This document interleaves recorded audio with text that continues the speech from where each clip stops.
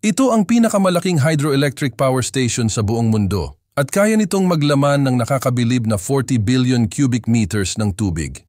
Umabot sa 22.5 billion ang gastos para maitayo ito at isa ito sa pinakamakapangyarihang istruktura na nagawa ng tao. Bawat taon, nakakagawa ito ng halos 88.2 billion kilowatt-hours ng kuryente sapat para magpailaw ng mga 8 hanggang 10 milyong bahay sa US. Sa katunayan, kaya nitong panatilihing umaandar ang mga lungsod gaya ng New York, Los Angeles at Chicago ng sabay-sabay.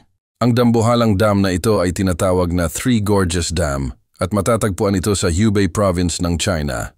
May haba itong humigit kumulang 2,400 meters, halos 1.5 miles, at taas na 181 meters na may power capacity na 22,500 megawatts, isa sa pinakamalalaking energy producer sa buong mundo. At heto ang nakakagulat. Kinumpirma ng NASA na sobrang laki ng dam na ito, kaya bahagya nitong napapabagal ang pag-ikot ng mundo. Tinatayang mga 0.06 microseconds kada araw ang idinadagdag sa rotation maliit na pagbabago, pero malinaw na nagpapakita kung gaano ito kalaki.